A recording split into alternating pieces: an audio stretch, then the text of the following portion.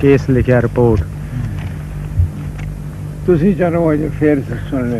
चलो चलो ए हेलो तो चलो चलो सुना।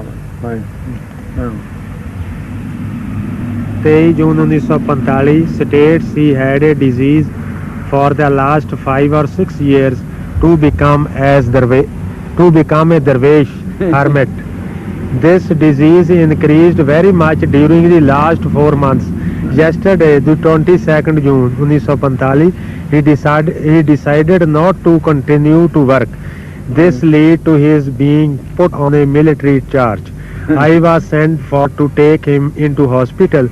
This he refused to do, but on persuasion, owing to the facts that he has worked in the same unit as myself for 1 year, 1 TB, he agreed to come only on my account. Major IMS.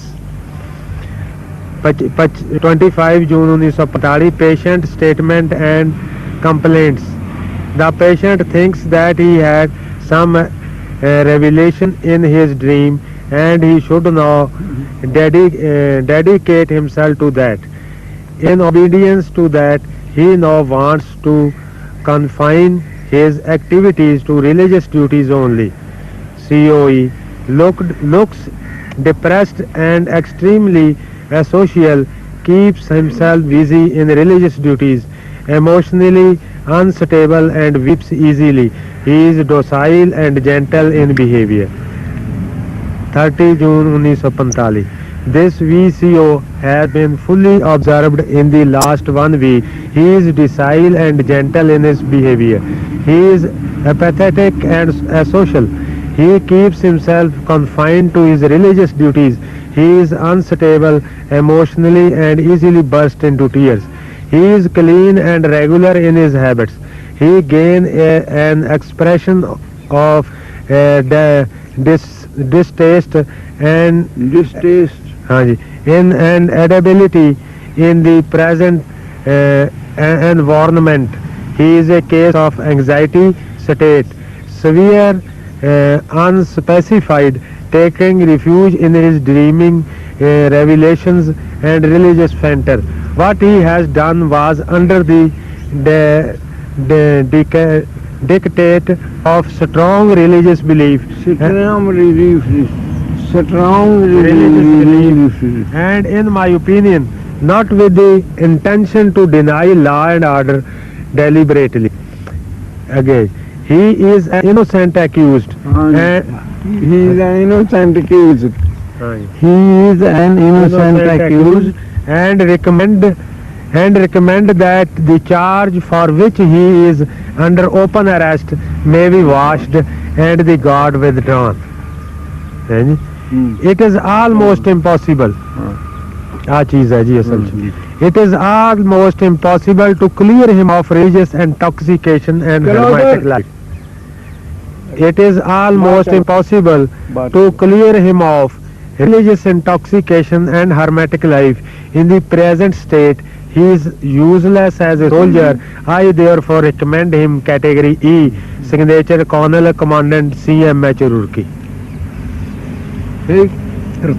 Adoor उस वक्त की किस किस्म की कैफियत आप तारी हुई सी जड़ा इन्होंने लो की पता तेनू की पता मैनू की पता अल्लाह दी तासी है कि नहीं मैनू होश ही नहीं पता जी मन की कीता हाँ मैं पहला पंजाबी च दसदा जी हाँ जी ठीक है पंजाबी च दसना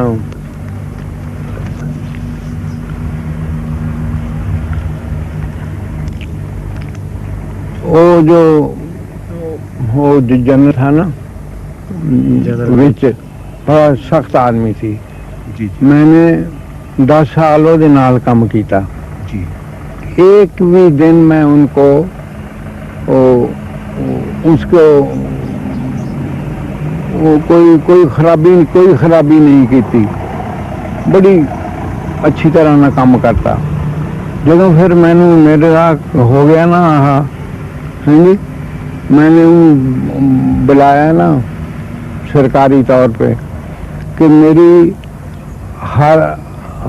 हालत मेरी हालत अब कुछ ऐसी हो गई है कि मैं अपने अपने फराइज मसी पूरा नहीं कर सकता। मेरे को बड़ा बड़ा दफ्तर था और कमांडर का पूरी इंडिया इंडिया ईयर्स दा इंजीनियर इंचार्ज सी। मैं क्या हूँ मैं सारा ऐसे काम नहीं कर सकता। तुसी ऐ करो, आपकी शफकात है मेरे पास, मोहब्बत, मुझको फारिग कर दो, ब्रिटिश आर्मी से फारिग कर दो। मैं किसी होर आर्मी किसी और आर्मी जा रहे हैं। किसी होर आर्मी से चले गया। तो कहना ये कैसे हो सकता है। मैंने अभी अभी रिपोर्ट लिखी है कि अभी तुम बनेगा वो कि कहेंगे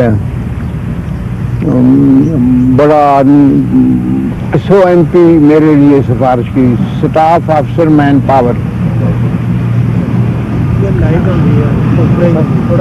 अच्छा, स्टाफ अफसर मैन पावर मिटे हो गया, वो सब कुछ हो गया। फिर वो छुट्टी चले गए एक दिन की। वो बड़ा आदमी सी, वो दौरे पे गया ना। मैंने इस मौके को गनीमत समझा, कपड़े उतार दिए और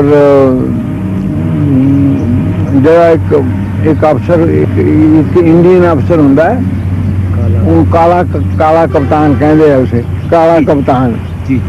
उन्हें लिख देता मैं बस दाढ़ी दूढ़ी नहीं बनानी आज। उन चिट्ठी लिख दी कि खत्म। वो कहना कापियां दफ्तर जरिए ले लो, वाले कर दिया। वो कहना तुम क्या ये कैसे हो सकता है। मैं तो हो गया, वो तो हो गया, ये तो हो गया।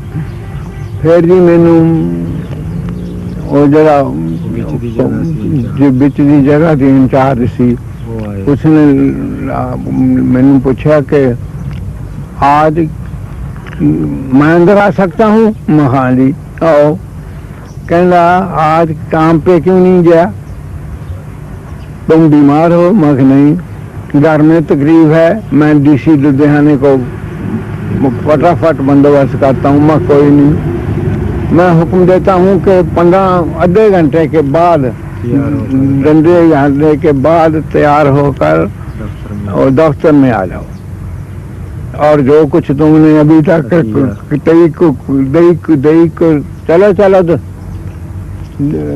जो करतूतें तूने की हैं अभी तक, ये बड़ी बढ़िया करतूता, वो सब माफ। मैं महरिया का करतूत पक्की बन गई, पक्की बन गई। कहने अच्छा हूँ तो फिर डिसिप्लिनरी एक्शन तेरा हो गया। मैं तो आपका लिया। मैंने 3 सजाएं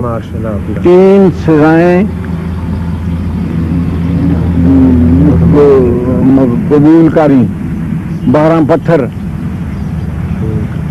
और उम्र कैद और गोली। And if you want to shoot me, if you want to shoot me, this can be done now. बस लुक इंडियन ऑफिस, हाँ वो कहना लुक इंडियन अफसर।